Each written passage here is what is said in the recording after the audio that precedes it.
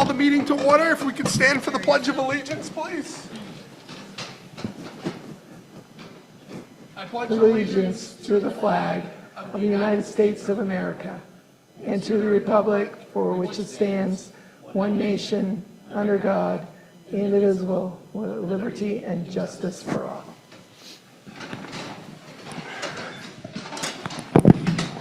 All right, next we're going to do, I think we don't have anyone online, so I don't think we need to do a roll call. So unless we have someone join online, we're going to do all votes by show of hand tonight.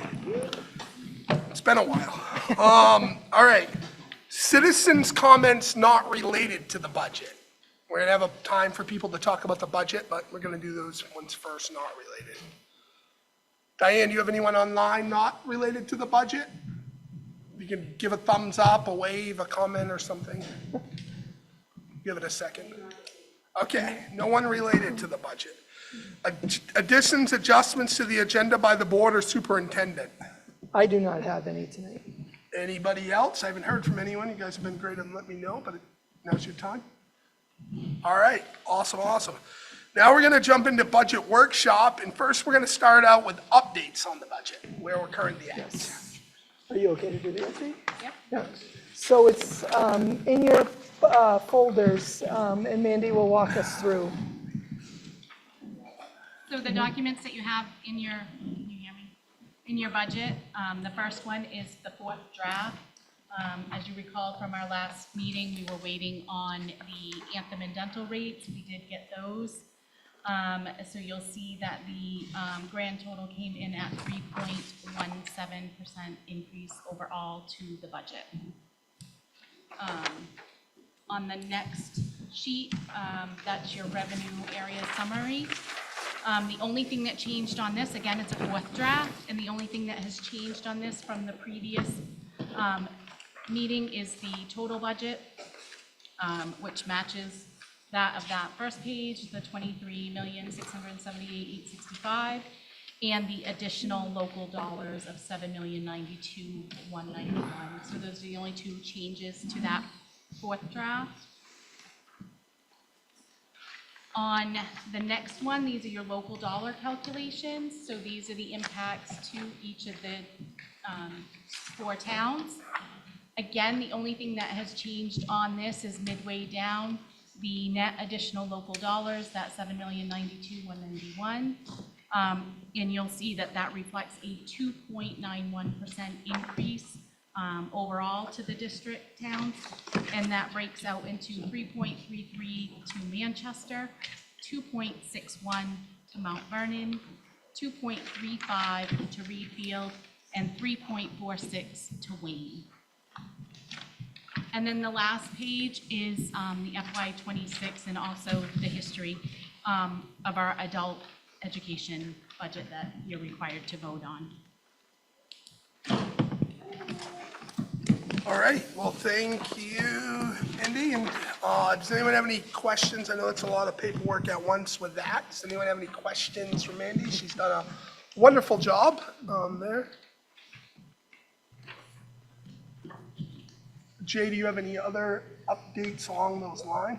No, we did get some, there was a couple of parents that sent emails concerning budget cuts that I did include in your folders for their request. And there, I'm just going to say, there seems to be a little misinformation out there about combining grades 4 and 5 and cutting interventionists, both of which are not true. We certainly, if appropriate, we can certainly ask Principal Jacobs to come up and kind of explain what the plan is to absorb positions within Wayne that have been eliminated due to attrition. I think that would be, I'd like to request that. I've received calls this afternoon that I was taken off guard by because that was not my understanding. That was what's happening. So if you're willing, comfortable, that would be very helpful, I think. So thank you. So currently, we were charged with looking at the absorption of the one position. And so I worked pretty diligently with both the administrative staff and my staff within this school.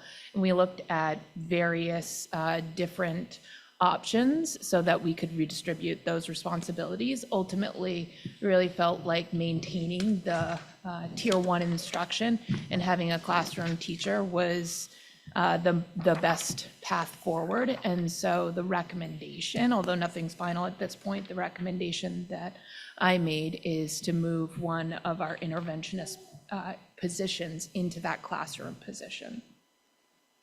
Does that clarify it? Any questions? Yeah, no, that's very helpful. Go ahead, Christine.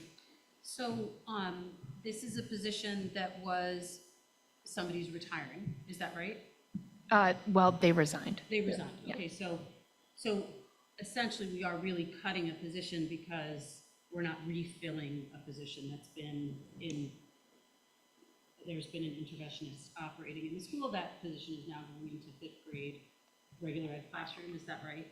Yeah, so we currently have 8 full-time teaching positions. 6 of those are classroom teachers and 2 are interventionists. One's a math interventionist and one is a literacy interventionist. Okay, and so if you could just remind me the number of students each of those interventionists is serving? So we have roughly 30 students who receive intervention. Okay. And that's determined by, is it below the 25th percentile, below the 10th percentile, based on benchmark assessments that you It's do? currently the 30th percentile. 30th percentile. That's a district-wide setting. That's something that our interventionists work with Karen Smith to coordinate and determine, so there's consistency. Okay, thank you so much for the Yeah. information. So, okay. I just want to reiterate, so it's very clear, because some very upset individuals, rightfully so. We all love our kids. We love everybody's kids. So there'll be no combining of classrooms. Is That was not the recommendation that I put Right. forward. That was something that we looked at. We looked at various models. I know that that has been part of Wayne's history. We've had many combined classes, but that's not the recommendation that I put forth. All right, thank you. Any other questions from members of the board? All right, thank you so much. All righty, any other updates that you want to talk about at this time before we go into public comment? No, I don't think so. I think that Mandy's done a good job of kind of summing up where we are, and I will just kind of throw out there that the Anthem rate, if you guys remember, we came in on the third draft at 4.5%. We got the lowest, almost the lowest possible Anthem rate, and that's why you see and there's some other little minor adjustments, but that's why you see such a shift from 4.5 down to 3.1. That's how much benefits affect the overall budget, so. Yeah. What was that final increase? 3.0175. Okay, Yeah. it's a lot better than 18. Yes, Yes. yes. Yeah, the range was up to 14%, so we were lucky in that aspect. Yeah, Yeah, I heard other districts not so yeah, fortunate. not so fortunate, yeah. All right, jump into public comments, and we have some folks, so I just want to remind folks, please identify yourself, which town you're from. You'll have 3 minutes to speak, and we're not going to get into personnel matters, you can, and if we do, you will be cut off. So, thank you very much. So first, we're going to start with Jill Worcester. I have laryngitis. Oh, no. My name is Jill Worcester. I live in Mount Vernon. I'm a graduate of Maranacook Community School, a lifetime member of this community, a mother of 4 Maranacook graduates, and a current employee at RSU 38. First, I want to express my sincere appreciation for the work that you've done on the budget. I understand how difficult and complex it is, and I respect the time and effort it takes to help us find a path forward. That said, I do have concerns about the approach we're taking this year, specifically the reliance on attrition to reduce expenses. I find myself asking, is there a clear public plan for how positions left vacant by retirements and resignations will be handled. Will they be filled or not filled? Is the community truly aware of what this means for our schools? I've been watching the school board meetings online, and so far I've only heard the term shuffling. Shuffling staff to fill gaps may look like a solution on paper, but in practice, it feels short-term and short-sighted. Moving people between buildings or into roles they didn't expect creates instability, and staff morale, which has already been fragile for many years, takes another hit. Our staff deserve better. They deserve support and stability, and so do our students, because when morale suffers, so do our children. Not filling vacant positions also means asking the remaining staff to take on even more duties, more students, more stress. These aren't just numbers we're cutting from a spreadsheet. Each position represents a person, a relationship, a daily presence that helps hold our school communities together. Frequent staff turnover and reassignment disrupt the continuity of relationships that are essential for student stability, trust, and academic growth. Transparency is vital. With insurance quotes coming in lower than expected and the budget still falling under the 5% increase target, I would ask, are there positions that can now be added back into the budget? Can we reinvest in our schools and our staff? Having grown up in one of the small school towns, I will always champion the small school. I ask you to take a closer look at how cuts are being distributed. Are the tier 3 schools in our district being supported equitably? Are we ensuring the tier 3 schools have the tools and support they need, not just to get by, but to excel? Please let the taxpayers decide. And as you consider the final budget, I ask you to weigh the human cost of these decisions, not just the financial numbers. Consider the staff who show up every day and the students who rely on them. We are a caring school community dedicated to excellence. Thank you so much. Appreciate your comments. Thank you. Next, we're going to go Emily Watson. Hi, everybody. My name's Emily Watson. I'm a parent of 2 children at Wayne Elementary School. I just wanted to start by saying I so appreciate everything that everyone in this district does. I don't have a bad thing to say about anybody that's here or working in any of our school systems. And I appreciate you clearing up the misconceptions. I think there was lots of things kind of spiraling about in the community, and I appreciate that clarity. I would echo everything that Ms. Worcester said. I think that one thing that I included in my letter to you all today that I would just share again is that we are so lucky in Wayne Elementary School to have really, really excellent staff to student ratios. We have an unbelievable network of support holding our children, and there are teachers that will tell me things that they know about my kids that I thought I was the only one because they have the time to get to know our kids. And I think that it's sometimes in comparison that may be more than some schools have, but really that should be the benchmark for all schools. And instead of kind of breaking away at some of those support systems, we really need to find creative ways of lifting other schools up to that, because that really should be the gold standard. I recognize that money only goes so far and there are difficult decisions to be made. But we say, as people in the community, as people on the school board, as educators, that our top priority are the kids. And I know that that's true for everybody in this room and everybody in our community. And so we just need to make sure that our dollars speak that same language. Because really at the end of the day, our kids come home being taught by a team of people and not just one instructor, and they're better for it at the end of the day. So if we are shuffling, so to speak, reassigning, there is not a single staff member in that school that I wouldn't absolutely love to work with, but these interventionists are absolutely essential to I forget the number of children, but large number the ratio in Wayne Elementary School is large. We don't have a large number of students. So the number stated is a pretty big proportion of our kids really relying on those services. So if we are needing for some reason to pull an interventionist from position to be in a fifth grade role, then I really would hope that this group would revisit the ability to allot for funding for an additional interventionist.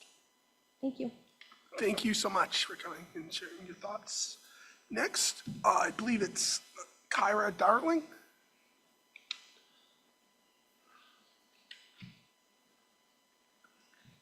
Hi, I'm Kyra Darling.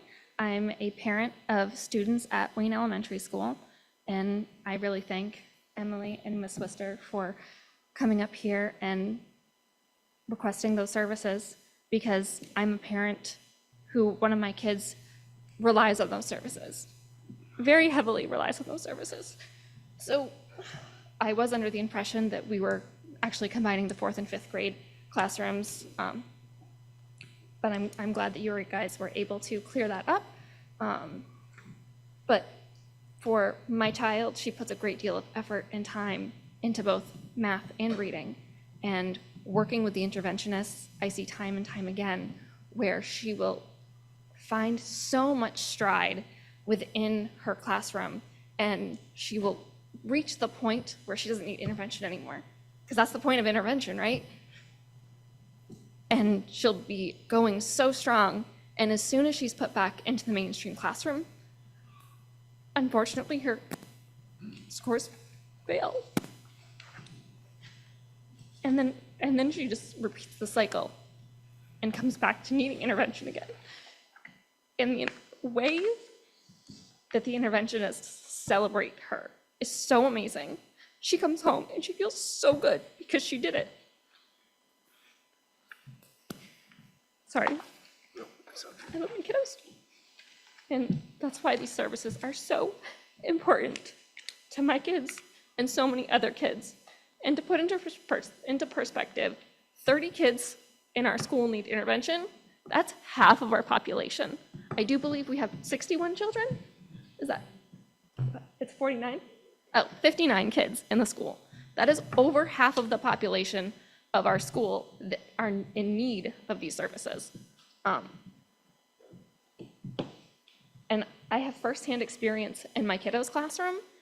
I volunteer there every once in a while, and it's a wonderful experience. But I also know my daughter's specific classroom is very rambunctious. They grew up in the era of COVID-19. Their pre-K years were masks, half of them spent at home, not getting the social, emotional support that they needed in those crucial times of development. And personally, I'm a person who puts a great deal of effort into my child's education. We go over things at home, we go over things at school, and she is definitely in need of some one-on-one. And the one-on-one that she gets from Mrs. Rumbolsky and Mrs. Wister is undeniably unbeatable. So if there's any way that we can keep these positions, it would be greatly appreciated, and it would make a significant impact on the students at that school. And we know the goal is to save money, but sacrificing the essential services will significantly impact the growth and development of our children. And I want to thank you all for serving on the school board committee. I know it's a huge commitment, a lot of your time, and I know you guys are here to help the students succeed. So thank you.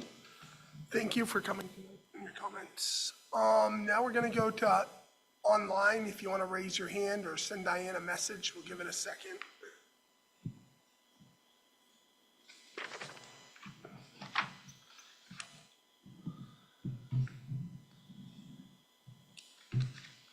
No, all right, we are good. Thank you, everyone, for your comments. Now we're gonna move into deliberations, follow-up, and decision-making.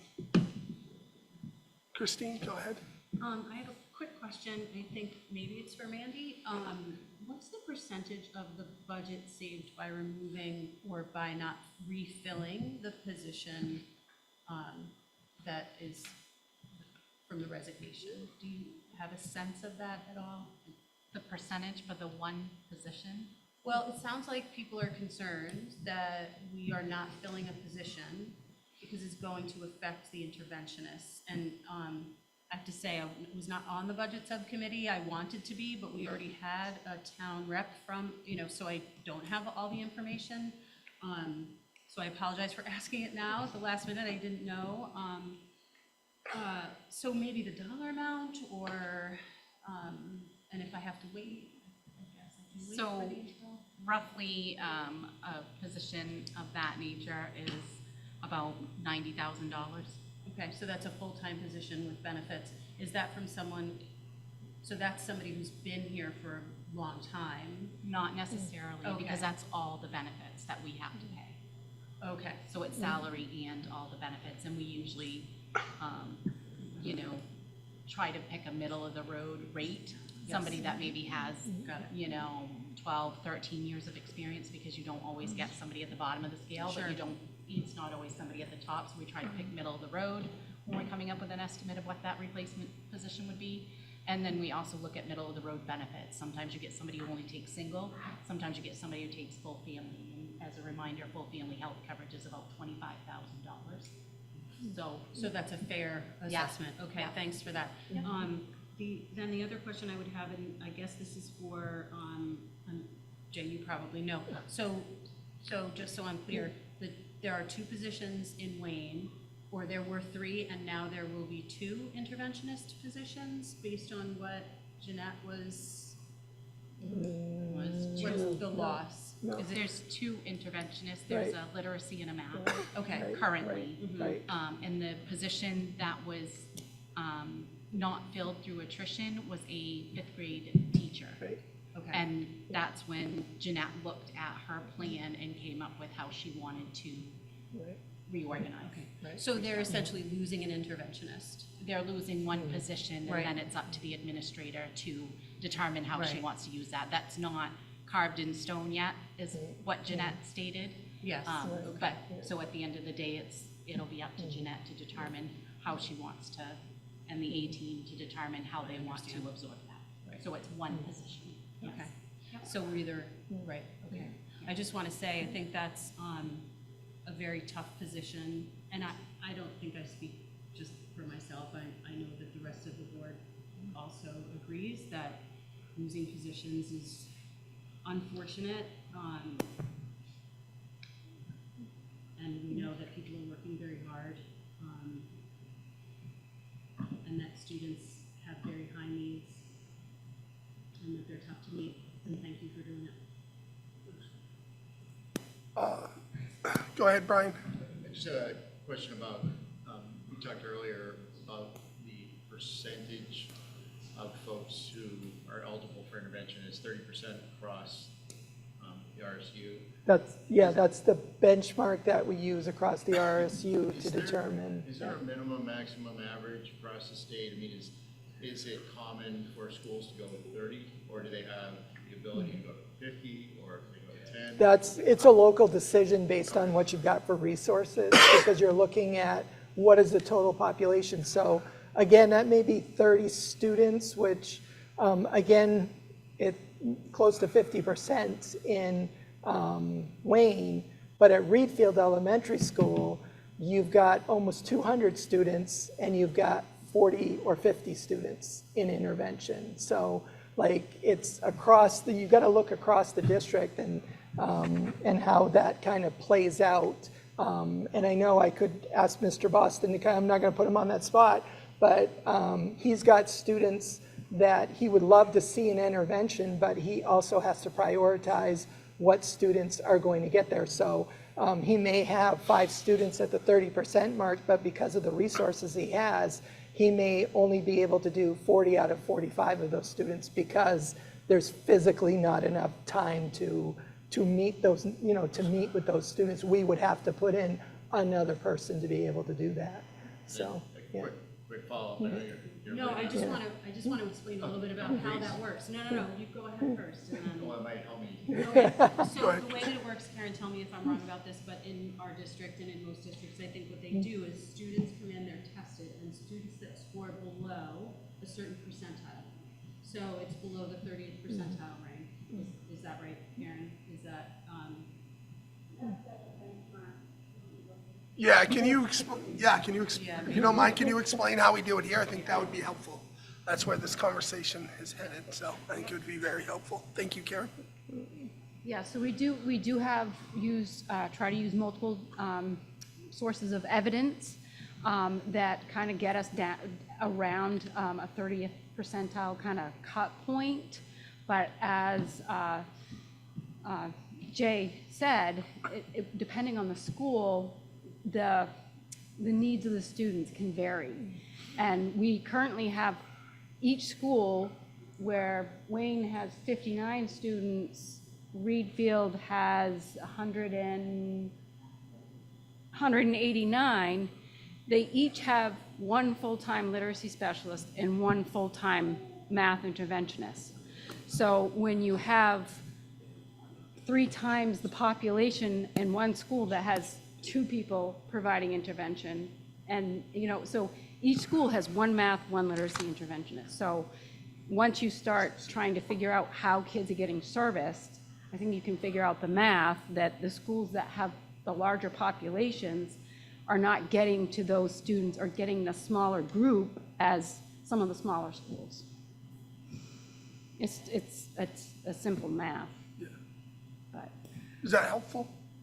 Yeah, my follow-up question was, we have students who take a benchmark, the test or some kind of examination, and those that fall beneath their certain level, they qualify for intervention. Is that correct, Christine? You're right. well, Karen, I'm right here, Karen's right there, but essentially that is correct. Okay, Yeah, that's the so way it works. at what point is there a population that scores in an even lower level that then goes to special education and gets a different tier of special assistance to be successful? Right, through the IEP. yeah, absolutely. Karen, you want to comment on So that? generally speaking, you want about 85% of your school population responding to the core instruction, and that's what we strive for. You always have students with disabilities that may represent up to 5%, and then you always have about 10-ish% of students that would require more than the core instruction, needing those additional supports through intervention that they don't have an identified disability through the special education, but they do need those interventions and supports.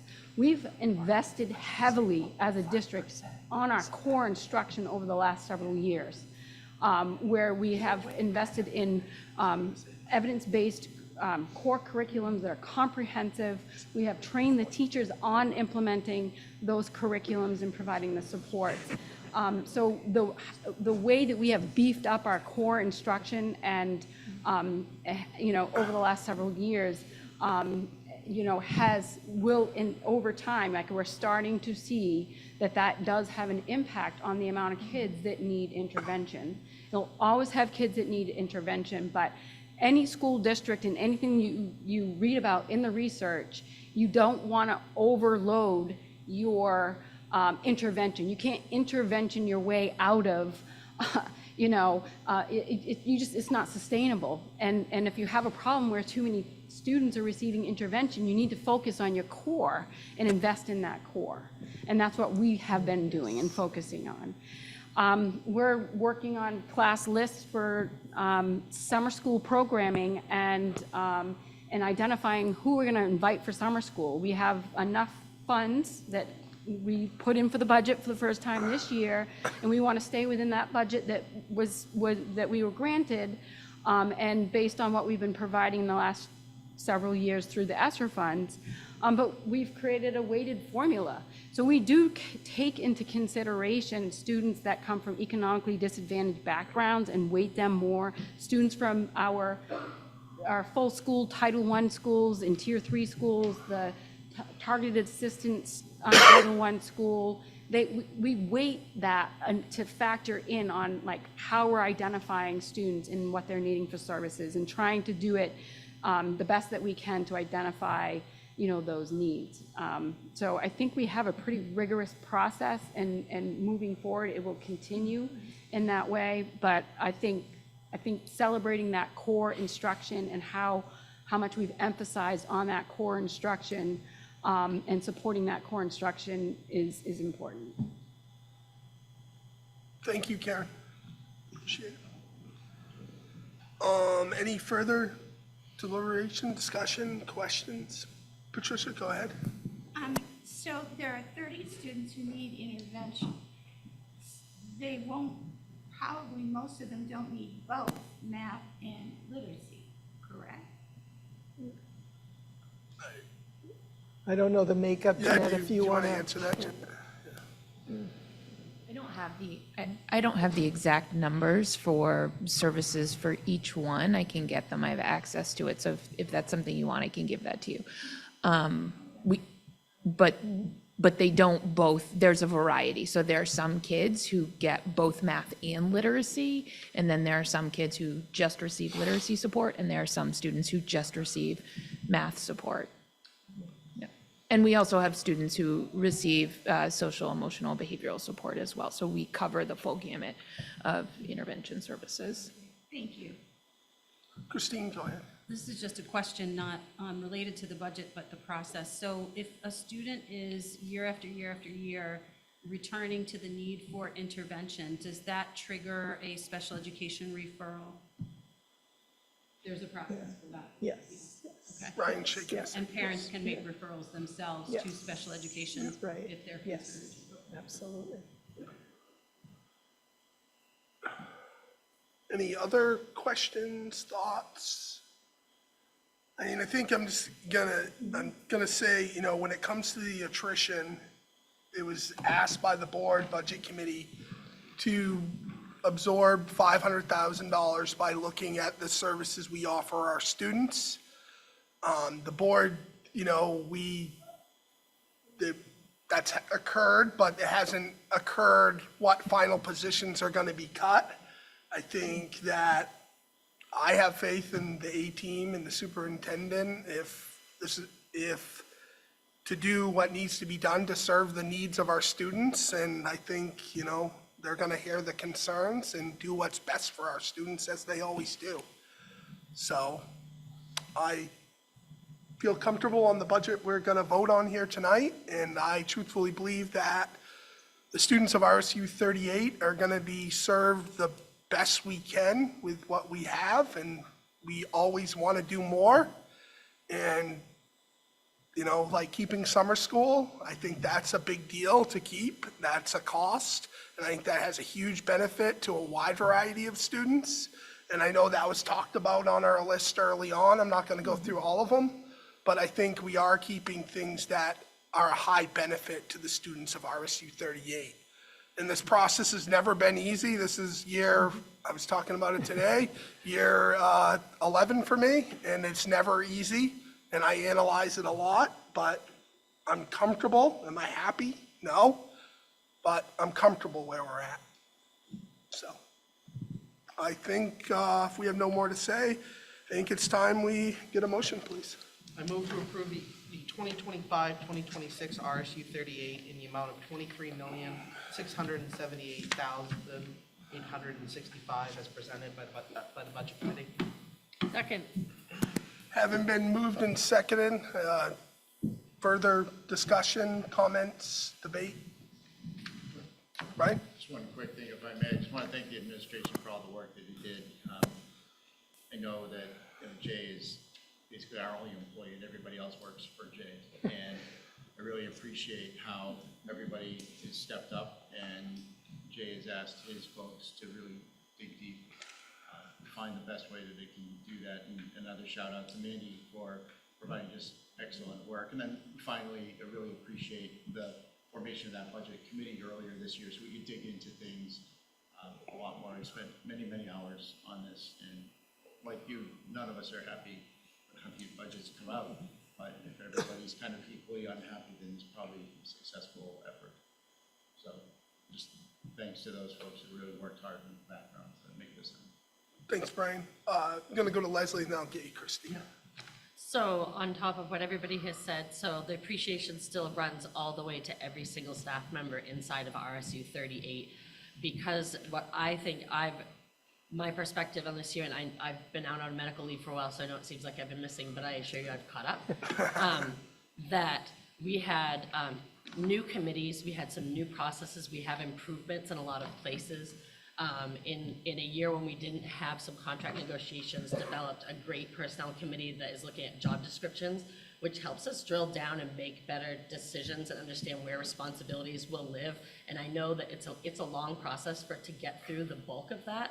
It is for our future, and not everything can happen quickly and right away, but I assure you some of the best steps are happening. And when I hear that, again, like what Brian says, even though Jay is our only employee and everybody works for Jay, but that goes all the way through, and the understanding, even as we thank A-Team and we thank here, it goes all the way through, because the understanding is that A-Team turns around with their internal building staff and their employees and talk about and collaboratively talk about what's the best that we can make out of a situation that might be in front of us, what type of recommendation or request do we feel like we cannot get by without asking for.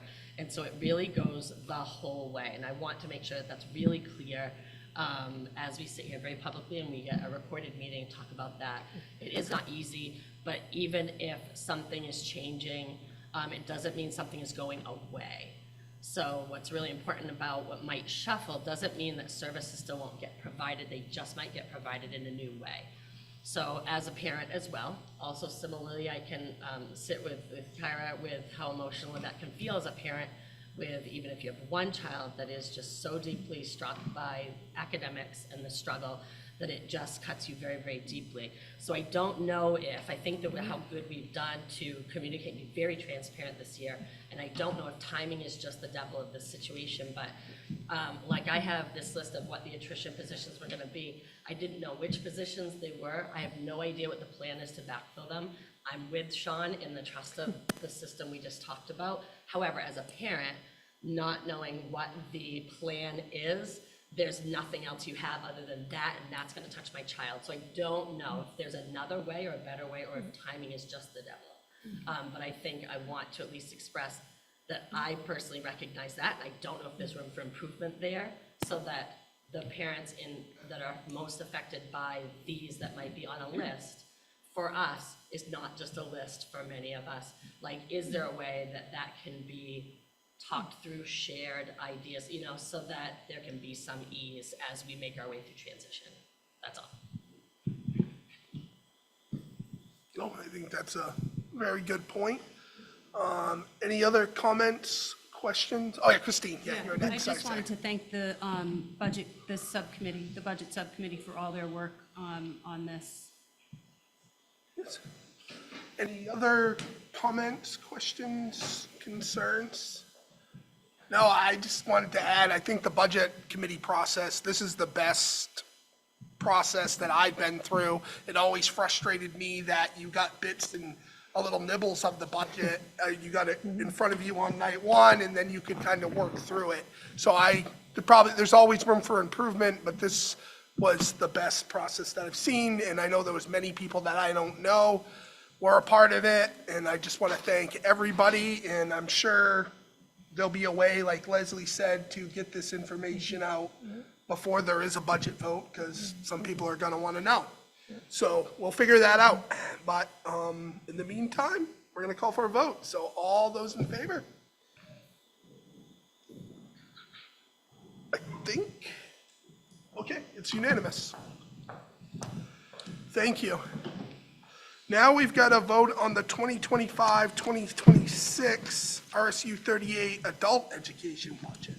I move to approve the 2025-2026 RSU 38 Adult and Community Education Budget in the amount of $415,091 as presented. Second. Haven't been moved in second. Discussion?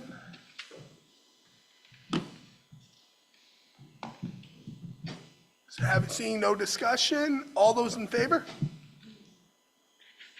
Unanimous? Okay, now we're gonna vote to call and approve the warrants for the budget meeting and the validation referendum, and to authorize the notice of the amounts adopted. I move that a vote entitled "Vote to Call and Approve the Warrants for the Budget Meeting and Validation Referendum and to authorize the notice of the amounts adopted be approved in the form presented to this meeting, and that a copy of said vote be included in the minutes of this meeting." Anything else? No, I think we're good. Second. Moved and seconded, discussion? Seeing no discussion, all those in favor? Unanimous. All right, now So can we pause there? We have. Time out on the playing field. We've got to sign a bunch of documents. Yes, So so while what we've got we do everyone sitting here, we'll sign and then we'll go back to the agenda if yes, that's we're gonna okay. take a 5-minute recess. Or 10 minute. I always like. Yeah, we're gonna call the meeting back to order. All right, we all set? All righty, we're gonna, we have an action item, approval of out-of-state travel for the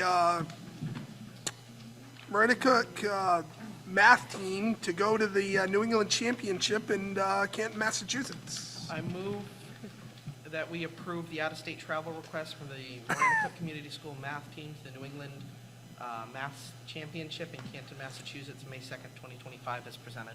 Proudly second, very proud. Yeah, very good. Championship, math team. Good job. Go math team.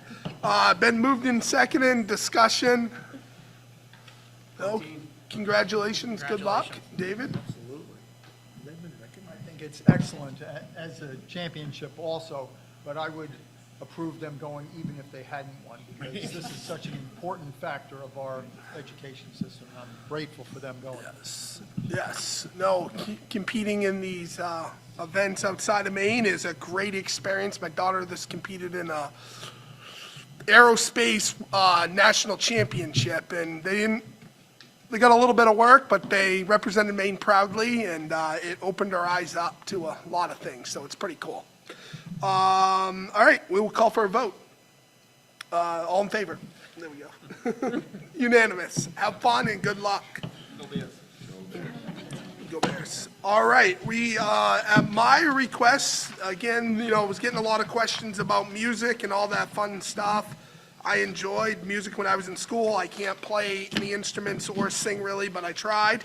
And so I thought it would be good to get everyone on the same page. So I just wanted to be clear where this came from. So Jake, go ahead. So I did put the kind of update of where we were. I met with the elementary principals to kind of get a lay of the land as to what was going on based on our staffing, all that kind of stuff. And we were able, again, nobody likes it, but we came up with this because it's out of necessity. So all the elementary schools will be having a guidance period in place of the regularly scheduled music class. They've already had guidance. It was a 20-minute period, so this allows us to catch up a little bit with the guidance curriculum across the district the last few weeks of school here. So we're doing that. Band, I give a lot of credit to my principals. They actually had some people reach out. We tried to kind of facilitate some things. It just didn't work for a variety of reasons. And one of the big ones was that some parents have actually already returned their rented instruments. So to say, oh, by the way, we're going to start band up again, felt like, that could be kind of problematic. So we're going to encourage parents at this point to return all of their instruments if they're rented. And then one of the things that I also want to point out is the middle school and high school band teachers they understand that it hasn't been as smooth as they would like, so that they are the ones actually developing a band step-up day where they're going to bring up all fifth graders across the district to again show them music programming at the middle school and at the high school, which I think is fantastic. So hopefully they can generate interest and keep kids' interest, so when they get to the middle school, they will continue and pick up. And I will give a shout out to Kaylin Simpson. She has done that in the middle school this year, kind of reinvigorated music. So if anyone can kind of pull that off and get through this rough patch, Again, with these fifth graders, Kaylin's gonna be able to do that as they come into sixth grade. So I'm gonna give her a little shout out for that. And again, down at the bottom, looking forward, we know music positions are going to be difficult to fill going forward, but we do have 2 budgeted, and we are working with both the middle school and high school band teachers to find out how could we actually schedule that, knowing that, again, we have 4 schools, it involves traveling, all that kind of stuff. So we all agree that music is really, really important and has been very successful here in Maranicup. So we're doing everything we can to kind of just hold the ship together and make sure that we get the right people in place going forward into next year. So that's kind of where we're at right now. So I know Kristen was trying to ask me. Yes, Kristen, it was start with Kristen. I told her she could go first. You did answer my question. Oh, great, okay. Thank you. My question was that do the kids already have guidance? So in response, can I comment? Yeah. I appreciate this, but I would have loved to see something that the kids are not already exposed to. Something in the arts, drama, a talent show. You know, they were already in this time. It became a free time. So something, you know, related to the arts, even not related, foreign language.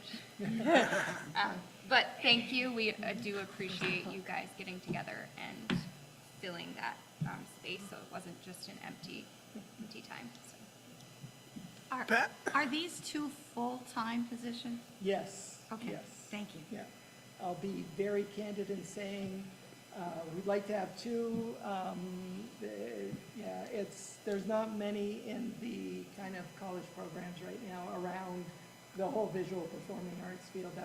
That's already been identified as the state as the high needs area. So we will be doing a major push, and I know both Kaylin and Dan have contacts, and they are already saying, hey, I'm going to be pushing some friends to apply to this. So again, I think we have to rely on the people that we know reaching out and trying to, get the best here as well. Dan Gilbert, again, I'm going to give a shout out to Dan, and I probably shouldn't be talking as much, and I apologize. No. But I want to give Dan Gilbert a lot of credit, because at the beginning of this year, he came up to me and he said, Jay, my goal is to make Maranicup the #1 music program in the state. And he said that to me without any kind of prompting or anything. So they are heavily invested. He wants to see success. I believe Kaylin has that same mindset. So I really, really believe that with their help, we're going to be able to kind of right the ship and get things back the way we want in the elementary schools. Michelle, would you like to add to that? Oh, sorry, I should have. No, she can go ahead. It just seems relevant. Dan Gilbert was voted the president of our district area music association, so he'll be serving in that role this year. And so again, a measure of his ambition for us, for himself, and the trust that his colleagues have in him. That's great. Thank you. Thank you for sharing. Any other questions? Any other questions, comments? If anyone knows a music teacher or someone that wants to become one, I don't think Brian and I would do too good of a job, but tell them to apply. So with that, yes, go ahead, Kristen. So next year, looking forward, if we do not fill this position, we need to be prepared. I know. That's a reality. No, I don't. I'm kidding. Sorry. And that's where Dan and Kaylin come in, because they will help us kind of form, okay, what should it look like at the elementary school to keep our programs afloat. So we're going to rely on them heavily, so. Kristen will have to We'll keep you teach posted. music next year. That's plan A. So start practicing. You're hired. You're hired. Sorry, I'm getting, any other questions, comments, concerns? All right, motion, we'll adjourn. Thank you.